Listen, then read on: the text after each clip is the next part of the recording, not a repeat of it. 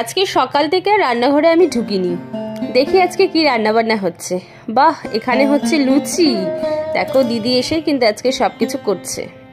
তো লুচি হয়েছে এদিকে, আর পরে দেখলাম যে ভাজা হয়েছে, ছোলার ডাল হয়েছে। এখন যেহেতু অম্বুবাচী চলছে, তো কদিন তো ঠাকুর ঘরে ঢুকতে পারবো না, ঠাকুর ঘর বন্ধ আছে। তো সেই কারণে গুরুদেবকে তো আর না খেয়েই রাখা যায় না। তো দেখো আমি ঘরের ওপরেই যে আমার ছবিটা আছে, ফটোটা ঠাকুরের, সেখানেই কিন্তু আমি ঠাকুরকে খেতে দিয়েছি। আর ঠাকুরকে আমি দেখিয়ে দিলাম। এখানে ঘরে আমার সব ঠাকুরই আছে, তো কোনো অসুবিধা হচ্ছে না। ছুটির দিনেও বাচ্চাগুলোর শান্তি নেই।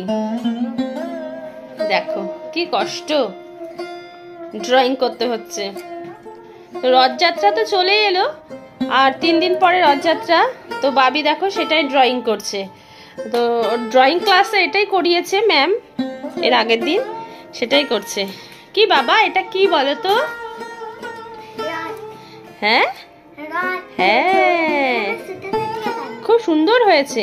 এখানেও করো খুব সুন্দরভাবে, ঠিক আছে? যতই ভয়েস দিয়ে ভিডিও করি, নিজেকে আবার না দেখালে ভালো লাগে না, তাই আমাকেও একটু দেখিয়ে নিলাম। আমাদের এখানে দেখো আমের দোকান বসেছে।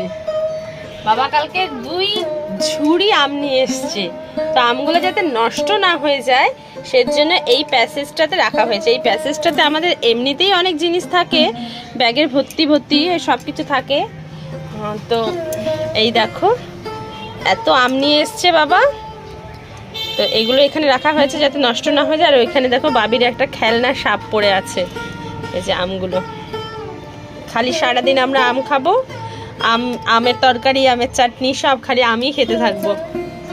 কদিন ধরেই ভাবছি আমাদের গেস্ট রুমটাকে ঠিকঠাক করতে হবে। গেস্ট রুমটার বর্তমান অবস্থা দেখতেই পাচ্ছ তোমরা, এত জঘন্য হয়ে আছে। সবার জামা কাপড়, বইয়ের ব্যাগ, সব কিছু। তো চলো এক চুটকিতে আমি এগুলোকে ঠিক করি।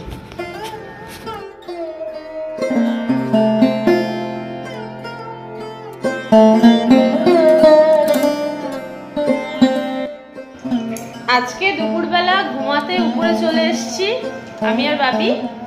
বাইরে রোদ দেখতে পাচ্ছ? বাবি কোথায় গেল?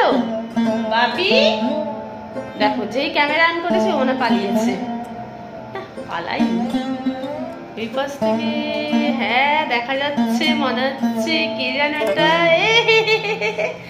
এই তো বাবি আর আমি আজকে এখানেই শুভ। ওপরের ঘরটা ভীষণ আরাম, কারণ ওপরটা একদম ফাঁকা ফাঁকা, তো খুব আরাম লাগে।